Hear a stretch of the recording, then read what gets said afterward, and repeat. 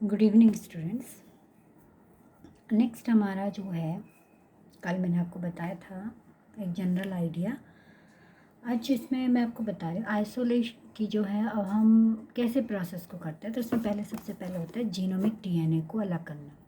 ठीक है, जिस भी सेल का आपको जीनोम डीएनए चाहिए उसको पहले जीनोम अलग करते हैं। जीनोम क्या होता है? जीनोम यानी डीएनए का हैप्लॉइड सेट।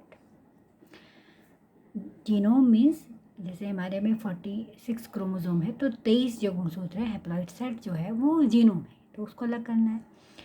नेक्स्ट जो होता है आइसोलेशन ऑफ डिज़ायर डीएनए, उस जीनोमिक डीएनए में से जो हमारी इच्छा का डीएनए है उसको अलग करना, जीन ऑफ इंटरेस्ट जिसको हम कहते हैं।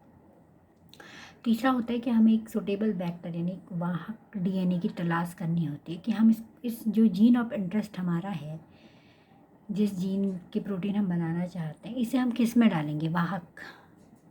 नेक्स्ट है फॉर्मेशन ऑफ रिकॉम्बिनेंट डीएनए। फिर हम आरडीएनए बनाते हैं। आरडीएनए में क्या होता है? हमारा desire gene plus vehicle DNA. ठीक है, फिर इस आरडीएनए को हम कहाँ डालते हैं? होस्ट सेल में डालते हैं। ये पीछे आपको बताया था। ये सारे आरडीएनए टेक्नोलॉजी में आते हैं। उसके बाद culturing the host cell in a large scale. ये होस्ट सेल को हम कल्चर करते हैं। सपोज बैक्टीरिया है तो कल्चर का मतलब होता है बैक्टीरिया की संख्या को बढ़ाना, तो इसका कल्चर किया जाता है, इसकी संख्या को बढ़ाया जाता है। फिर कल्चर करने के बाद जब इनकी संख्या बढ़ती है तो वो प्रोडक्ट भी बनता है, क्योंकि डीएनए से आरएनए बनेगा, आरएनए से प्रोटीन बनेगी। तो नेक्स्ट होता है extraction of the desire protein product. उस जो डिज़ायर प्रोडक्ट हमारा बना है उसको अलग करना। ठीक है, अब इसमें पहला जो आपका है आइसोलेशन ऑफ जीनोमिक डीएनए, यानी हम पूरा हैप्लॉइड सेट कैसे अलग करेंगे। ये सेल है, सेल में ये आप देख रहे हो, ये केंद्रक है, ये कोशिका झिल्ली है, ये डीएनए है। तो ये डीएनए हमको अलग करने हैं। तो कैसे करेंगे? सेल को ब्रेक करते हैं और उसमें से जो मैक्रो मॉलिक्यूल है along with nucleic acid, nucleic अम्ल के साथ जो भी उसमें वृहत अणु हैं वो भी रिलीज हो जाते हैं। तो सेल को ब्रेक कैसे करते हैं? ठीक है, जैसे ये एनिमल सेल है तो एनिमल सेल को हम एक हाइपरटोनिक सॉल्यूशन में डाल देते हैं सेल को ब्रेक करने के लिए। अब हाइपरटोनिक सॉल्यूशन क्या होता है? यानी ऐसा सॉल्यूशन जो बहुत ही गाढ़ा हो, हमारी सेल के कंपैरिजन में बहुत गाढ़ा हो। जैसे इसमें बहुत ज़्यादा नमक हम डाल दें, NaCl डाल दें, तो बहुत ही वो हाइपरटोनिक हो गया, बहुत गाढ़ा वो सॉल्यूशन हो गया। तो उसमें आप किसी सेल को डालोगे तो सेल का पूरा पानी निकल जाता है और सेल अपने आप ही ब्रेक हो जाती है, टूट जाती है। ठीक है, जैसे आपने देखा होगा अचार वगैरह आप बनाते हो तो आप उसमें नमक छिड़कते हो, जो भी जिस भी चीज़ का आप अचार बनाते हो, नमक डालते हो तो पूरा पानी निकल जाता है, पूरा सूख जाता है, ब्रेक हो जाता है। तो अगर एनिमल सेल है तो आप केवल उसको हाइपरटोनिक सॉल्यूशन में डालिए, ब्रेक हो जाएगी सेल। प्लांट सेल है तो प्लांट सेल में क्योंकि कोशिका भित्ति भी होती है जो सेलुलोज की बनी होती है, तो उसके लिए सेलुलेज एंजाइम भी डालना पड़ता है plus hypertonic solution. Bacterial cell अगर आपकी है तो आप उसमें लाइसोजाइम डालिए। ठीक है, क्योंकि उसकी सेल वॉल का स्ट्रक्चर थोड़ा अलग होता है, और प्लस हाइपरटोनिक सॉल्यूशन। अगर फंगल सेल है, आपको जो है किसी कवक से कोई इच्छित जीन निकालना है, कोई भी जीन आपको अलग करना है, तो उसमें काइटिनेज डालिए, क्योंकि फंगस की सेल वॉल काइटिन की बनी होती है, प्लस हाइपरटोनिक सॉल्यूशन। तो ये एक तरीका है कि हम कैसे किस ऑर्गेनिज्म की सेल को तोड़ेंगे। इतनी सेल्स यूज़ होती हैं, डिफरेंट ऑर्गेनिजम्स में यूज़ होते हैं, इसकी ये बाउंड्री लेस है, हम इसको किसी बंधन में नहीं बांध सकते हैं। यहाँ जीवाणु भी हमारी मदद करते हैं, विषाणु भी हमारे, विषाणु के अंदर जो प्रोसेस होती हैं उनकी भी यहाँ मदद ली जाती है, जीवाणु के अंदर जो प्रोसेस होती है उनकी भी यहाँ हेल्प ली जाती है, हमारी सेल्स में जो प्रोसेस होती है उसकी हेल्प ली जाती है, या प्लांट की सेल में कोई प्रोसेस हो रही है उसकी हेल्प यहाँ ली जाती है। तो ये बायोटेक्नोलॉजी है, यानी कि जीवन के लिए टेक्नोलॉजी का उपयोग। ठीक है, उसके बाद आप देखिए जैसे सेल वॉल टूट गई तो उसके बाद उसके मैक्रोमोलिक्यूल्स बाहर आ जाते हैं। ये पॉलीसेकेराइड्स है, प्रोटीन है, आरएनए है, लिपिड है, डीएनए है। ठीक है, तो ये इतने मैक्रोमोलिक्यूल्स जो निकलते हैं इनको भी तो अलग करना होता है, तो इसके लिए हम इसमें विभिन्न प्रकार के एंजाइम डालते हैं। जैसे प्रोटीज डाला तो प्रोटीज प्रोटीन पे काम करता है, ये प्रोटीन को डिग्रेड कर देगा। हमें आरएनए को डिग्रेड करना है तो रिबोन्यूक्लियस डालेंगे, ये आरएनए को डिग्रेड करेगा। और भी जो मॉलिक्यूल्स होते हैं उसको हम एक अप्रोप्रिएट टेम्परेचर पे गर्म करते हैं तो वो डिग्रेड हो जाते हैं, क्योंकि कई मैक्रो मॉलिक्यूल क्या होता है टेम्परेचर से नष्ट हो जाते हैं। उसके बाद जो हमारा डीएनए होता है उसको प्यूरिफाइड करना होता है, तो उसके लिए डीएनए को चिल्ड इथेनॉल में डालते हैं, बिल्कुल ठंडे इथेनॉल में। उससे क्या होता है, चिल्ड इथेनॉल डिहाइड्रेशन का काम करता है, यानी पानी को बिल्कुल अलग कर देता है और हमें प्यूरिफाइड डीएनए मिलता है। फिर हम इस प्यूरिफाइड डीएनए को सेपरेट कर लेते हैं और इसको वाटर में या किसी बफर सॉल्यूशन में डिज़ोल्व कर देते हैं ताकि ये सुरक्षित रहे।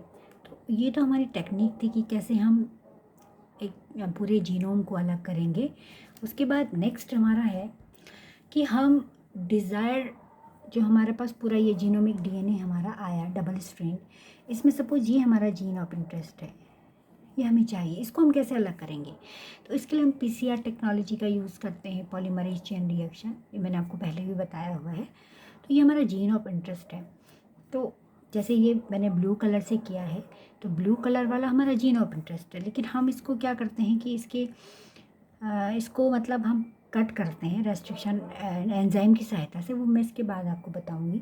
तो हम इसके इधर वाला पोर्शन और इधर वाला पोर्शन भी पूरा लेते हैं, ये नहीं कि हमने इसको बिल्कुल यहीं से कट किया हमें केवल ब्लू वाला चाहिए, लेकिन हम ग्रे वाले को भी, ये जो ब्राउन वाला है इसको भी रखते हैं।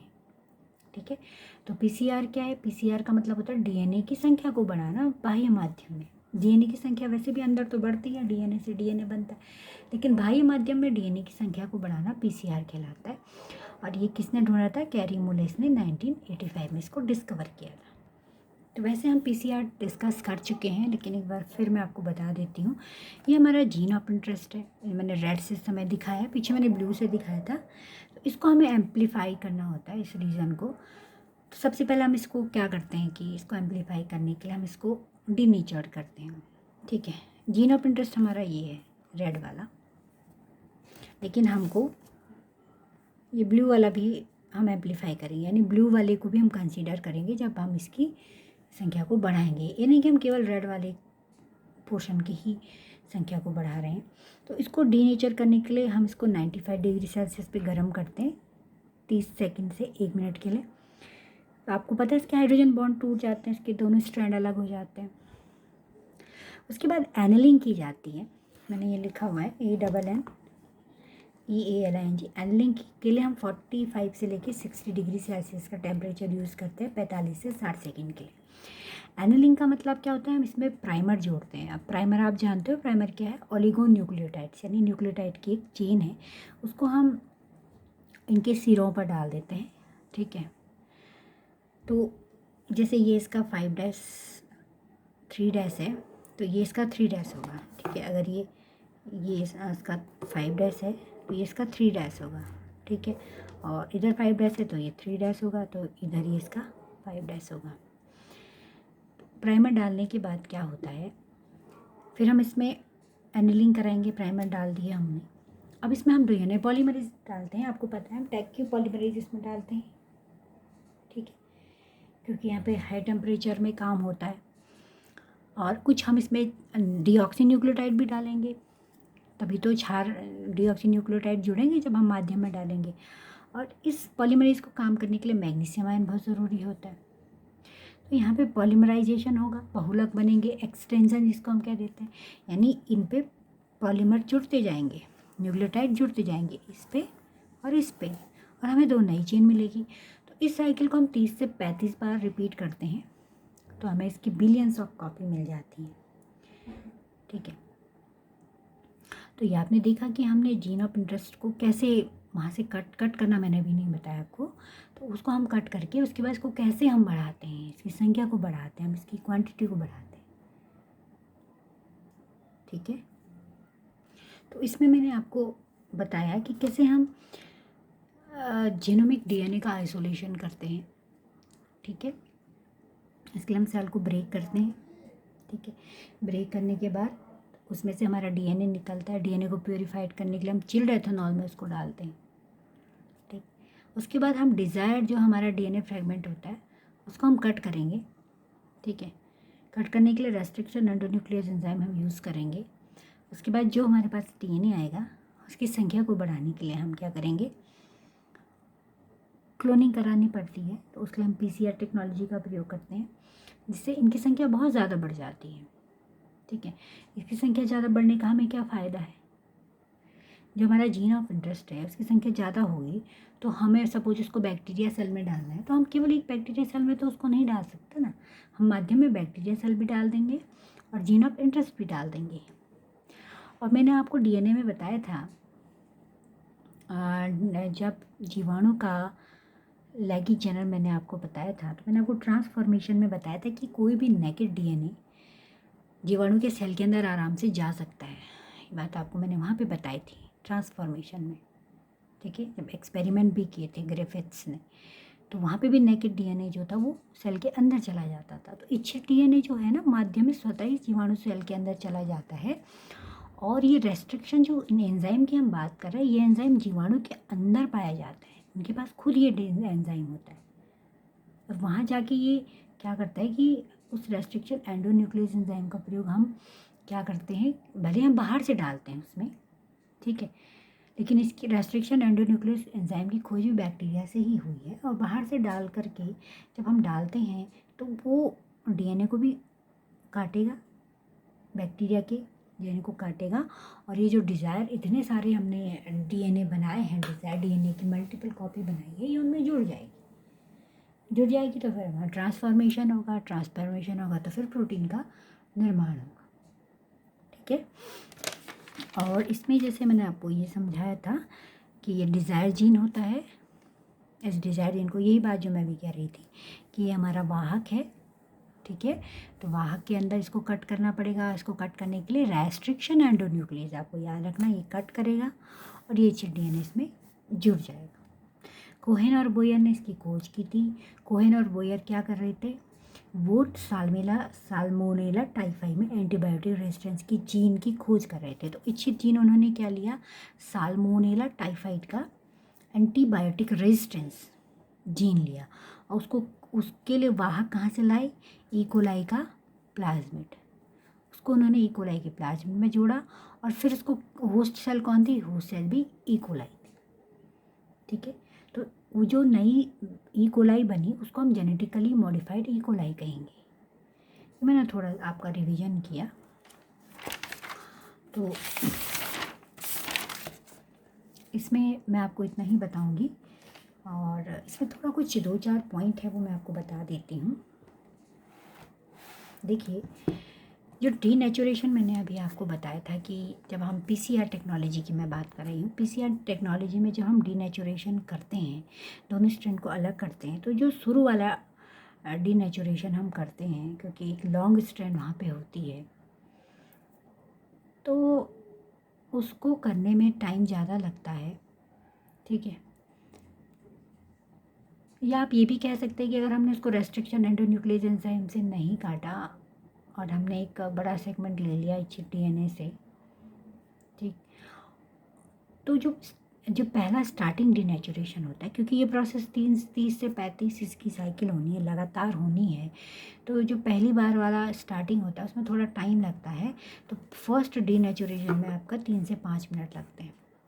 ठीक है, दूसरा, इसमें जो प्राइमर होता है, ओलिगोन्यूक्लियोटाइड जो चेन होती है मनुष्य में, उसमें जो क्षारों की संख्या होती है वो 17 से 22 पेयर होती है। जैसे मैंने यहाँ पे दिखाया ना, मैंने कम बनाया, यहाँ पे जगह नहीं थी, तो ये जो प्राइमर होता है ह्यूमन के लिए, इनकी संख्या मिनिमम 17 होनी चाहिए। ठीक है, और इसमें जो है आपका ये जो एनिलिंग होती है, एनिलिंग का मतलब होता है जब ये प्राइमर पूरा का पूरा जो है इस आपका जो DNA है इससे पूरा का पूरा चिपक जाए, इसकी स्ट्रैंड से पूरा चिपक जाए, तो इसको एनिलिंग कहते हैं। अगर ये प्राइमर आधा जुड़ता है DNA की स्ट्रैंड से, तो इसको मेल्टिंग टेम्परेचर कहते हैं। ठीक है, उसको एनिलिंग नहीं कहेंगे, मेल्टिंग कहेंगे। तो वहाँ पे एक मेल्टिंग टेम्परेचर होता है और एक एनिलिंग टेम्परेचर होता है। एनिलिंग टेम्परेचर मैंने आपको कितना बताया, 45 से 60 डिग्री सेल्सियस। मेल्टिंग टेम्परेचर वो होता है जब ये प्राइमर आधा चिपका होता है और आधा फ्री होता है। ठीक है, तो आज मैं इतना ही बताऊंगी, इससे आगे हम कल पढ़ेंगे। Thank you.